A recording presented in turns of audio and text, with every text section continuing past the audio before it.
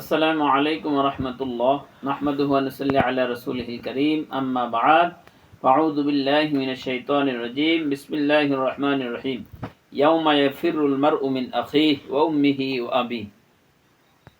পবিত্র কোরআনুল কারীমে যে বিষয়টা নিয়ে আলোচনা করব এখন সেটা হলো একজন মুমিনের চূড়ান্ত সফলতা কি, চূড়ান্ত কাম্য কি হওয়া উচিত এই বিষয়ে কথা বলবো।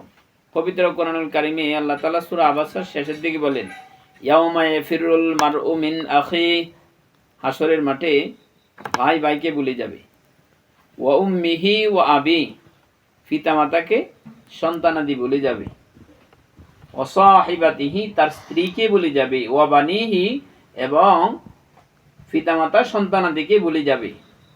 এমন একটা পরিবেশ, এমন একটা পরিস্থিতি সেখানে গড়ে উঠবে। এমন একটা পরিস্থিতিতে মানুষ মোকাবেলা হবে যে পরিস্থিতির কারণে তার ভাইকে ভুলে যাবে, স্বামী স্ত্রীকে ভুলে যাবে, স্ত্রী স্বামীকে ভুলে যাবে, পিতামাতা সন্তানাদিকে ভুলে যাবে, সন্তানাদি পিতামাতাকে ভুলে যাবে। এরকম একটা পরিস্থিতি গড়ে উঠবে। লিকুল্লি ইমরিইম মিনহুম ইয়াউমাইদিন শাআনু ইয়ুগনি, সেদিন নিজেকে নিয়ে মানুষ ব্যস্ত থাকবে, নিজেকে নিয়েই মানুষ ব্যস্ত থাকবে। কারণ হলো এমন একটা পরিস্থিতি পরিবেশ গড়ে উঠবে। রাসূল সাল্লাল্লাহু আলাইহি সাল্লামের স্ত্রী আয়েশা সিদ্দিকা রাদিয়াল্লাহু তাআলা আনহা তিনি বলেছিলেন যে, ওগো আল্লাহ রাসূল, যে হাসরের মাঠে মানুষ তো উলঙ্গ অবস্থায় উঠবে, যে সন্তানাদের সামনে পিতামাতা কিভাবে উলঙ্গ অবস্থায় উঠবে, নারী পুরুষ এইভাবে উলঙ্গ অবস্থায় উঠবে কিভাবে, এটা তো লজ্জার বিষয় না।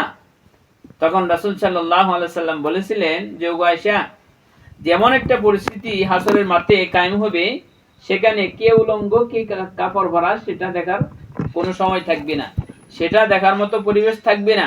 সবাই সবাইকে নিয়ে, নিজেকে নিয়ে সবাই মানুষ ব্যস্ত থাকবে যে কিভাবে আল্লাহ তাআলার কাছে ক্ষমা পেয়ে জান্নাতে যাওয়া যায়, জাহান্নাম থেকে মুক্তি পাওয়া যায়, এই নিজেকে নিয়ে মানুষ ব্যস্ত থাকবে। আল্লাহ রাব্বুল আলামিন বলেন যে কিছু চেহারা হবে আলোকিত হয়ে যাবে, তাদের চেহারাগুলো নূরে চমকাতে থাকবে। আর সেটা হলো নেককার, ইমানদার, পরহেজগার, মুত্তাকি, যারা ভালো মানুষ, তাদের চেহারাগুলো আল্লাহ তাআলা নূরান্বিত করে দিবেন, তাদের চেহারাগুলো আলোকিত হয়ে যাবে। আল্লাহ রাব্বুল আলামিন বলতেছেন পরের আয়াতে, দাহিকাতুম মুস্তাবশিরা, আর সেদিন মানুষ হাসতে হাসতে জান্নাতের ভিতরে চলে যাবে। সুবহানাল্লাহ। আমলনামা ডান হাতে আসবে, এই ডান হাতে আমলনামা পাওয়ার পরেই তারা হাসতে থাকবে আর আপনজনের কাছে যাইতে থাকবে। আর পূর্বের যে কথাগুলো বলছি যে মানুষ পলায়ন করবে কখন, যখন মানুষগুলো নিজেকে নিয়ে ব্যস্ত থাকবে, তখন যখন ডান হাতে আমলনামা আসবে তখন তার আত্মীয় স্বজন তার কাছে ছুটে যেতে চাইবে যে আমার কোথায় আছে আমার আত্মীয় স্বজন, মা বাবা, দেখো আমার আমলনামা, আল্লাহ রাব্বুল আলামিন আমাকে ডান হাতে আমলনামা দিয়েছে। এরপরে আল্লাহ তাআলা বলতেছেন,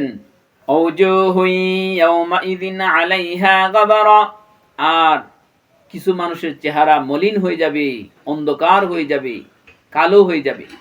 কারণ কি? কারণ হলো তার হাকুহা কাতারা, তাদের পাপের কারণে, তাদের কালিমার পাপের লিপ্তর কারণে তাদের চেহারাগুলো মলিন হয়ে যাবে।